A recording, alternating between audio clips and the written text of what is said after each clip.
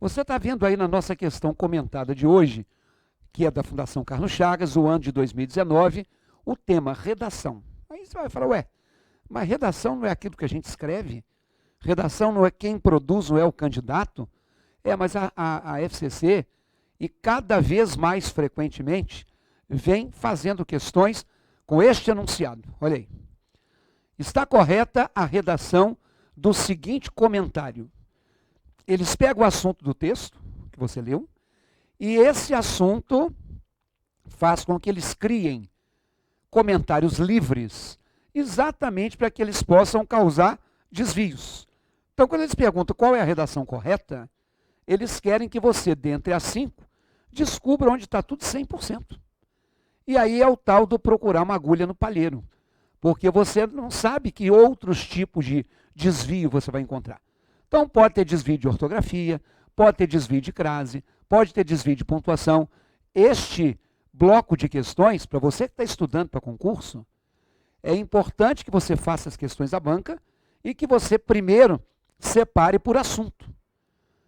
Que aí você estuda tudo de pontuação, ou estuda tudo de crase, ou estuda tudo de pronome, para quando pegar uma questão misturada como essa, você se dê bem. E outra coisa, hein? Repito, cada vez mais a FCC tem feito isso. Antigamente eles colocavam uma questão dessa por prova. Hoje tem prova com até 4. Vamos lá?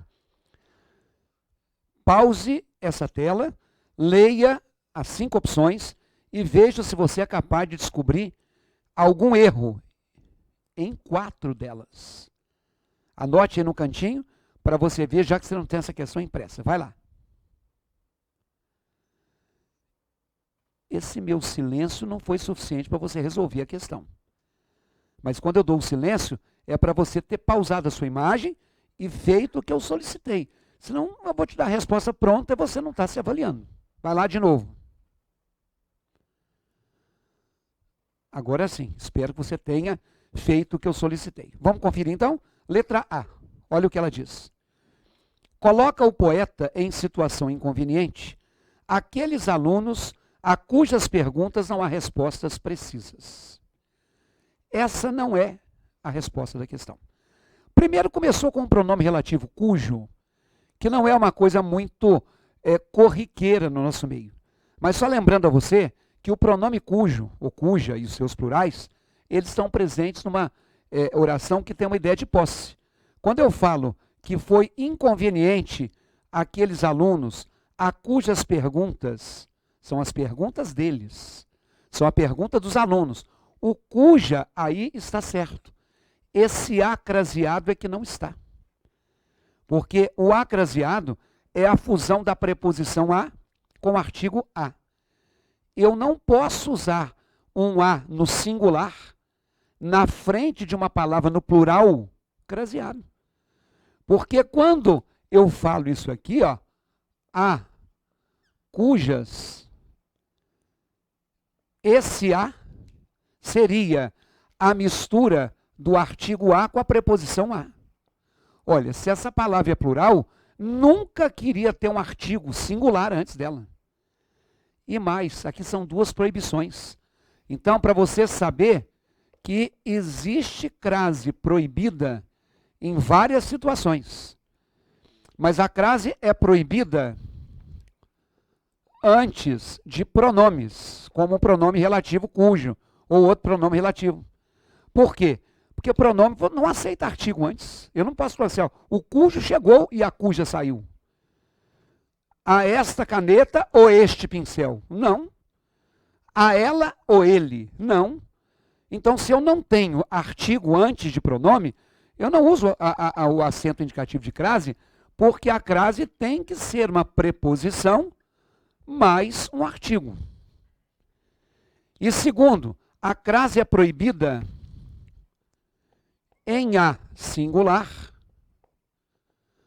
antes de termo no plural. Porque o termo no plural, caso aceitasse artigo, seria o artigo as e não o artigo a.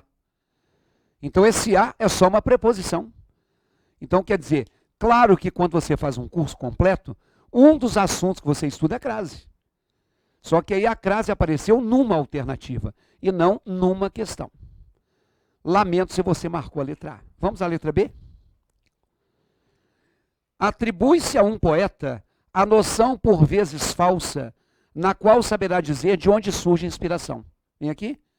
Você errou também se você marcou a letra B. Porque atribui-se a um poeta, a partir do momento que está escrito aqui, atribui-se a um poeta, você está vendo, que eu já te disse, que o a é a preposição a com o artigo a. Óbvio que esse artigo aqui é um artigo feminino. Um poeta é masculino. Então, não posso usar esse acento indicativo de crase. Por quê? A crase é proibida antes de termos masculinos. Então, quando eu falo antes de termos masculinos, é porque eu nunca vou poder usar um artigo a antes de uma palavra masculina. Consequentemente, a letra B de bola também foi para o saco. Na tela? Em ocasiões imprevisíveis, costuma ocorrer ao poeta, de modo repentino, imagens a serem transformadas em poemas. Bom, aí nós não temos, como na letra A e na letra B, nenhum acento indicativo de crase, mas a letra C está errada também.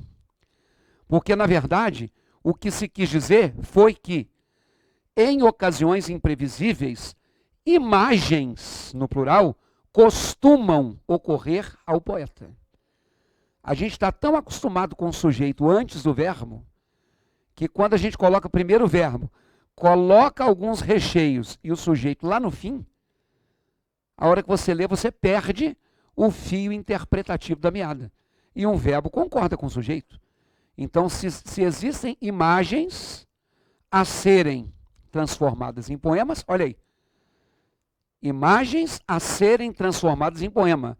Essas imagens, em ocasiões imprevisíveis, costumam ocorrer ao poeta. Então, aí foi um erro de concordância verbal. Quando você faz um curso de português, obviamente que um dos momentos do curso, talvez um dos mais até relevantes, seja o estudo da concordância. Então, é por isso que eu falei, é preferível que você estude todos os casos de concordância, porque vai ter a questão só de concordância, como vai ter questão só de crase. Mas aí já misturou crase e concordância e nem te falou onde estava o erro. Na tela. Letra D. A criação de um poema demanda uma luta permanente, cujo desfecho é sempre incerto. Vem cá. Se você marcou a letra D, você acertou. A criação do poema é um sujeito singular. Essa criação demanda, o verbo é no singular, demanda o quê? Uma luta permanente, cujo desfecho, lembra que eu falei que o cujo tem que ter uma ideia de posse? É o desfecho dessa luta, é o desfecho dela. Por isso a letra D de dado é a resposta. Professor, qual seria o erro da letra E? Vamos lá? Acerta o poeta, quando das intermináveis digressões sobre poesia, sempre adviram tédio e espanto. Essa forma verbal, adviram.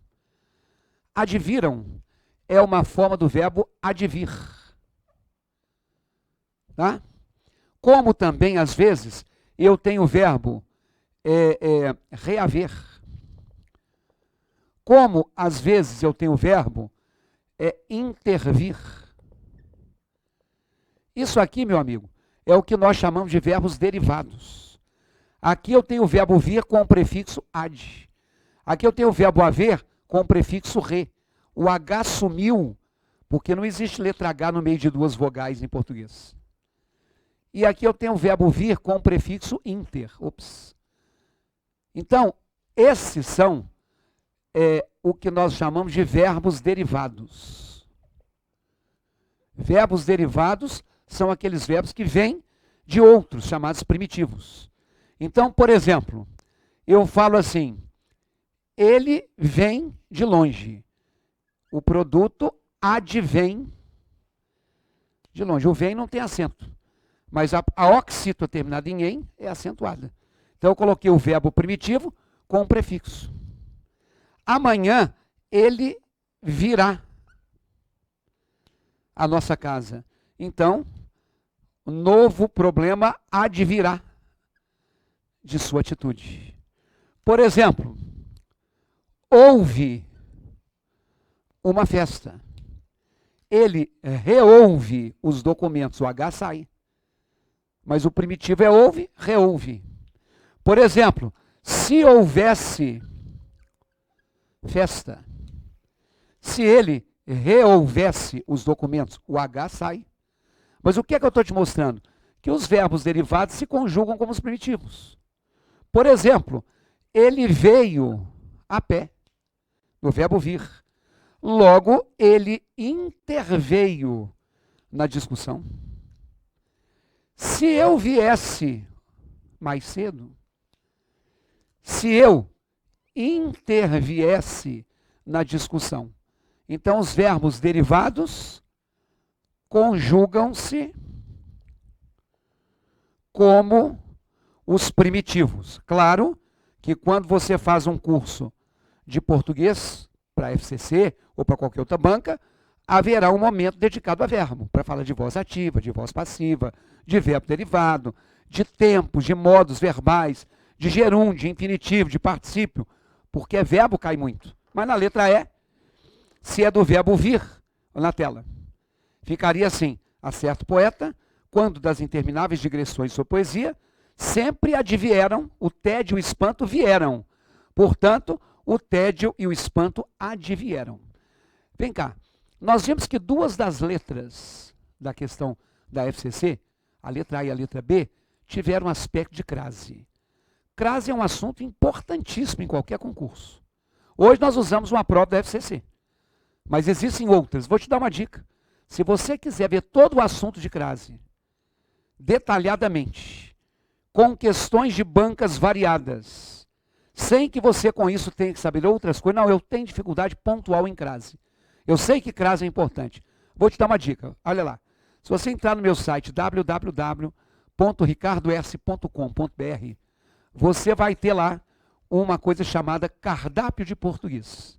E tem um cardápio de português de crase, que são, como eu disse, somente questões de crase. Nós vamos pegar 20 questões de bancas variadas, e em cima dessas 20 questões, eu vou fazer o panorama, vou escrever, vou registrar todo o conteúdo do assunto. Porque aí você faz qualquer questão de crase. Tem outros temas também, mas hoje a minha dica está aí, ó. Mais uma vez anote, www.cardápio de português crase, www.ricardos.com.br.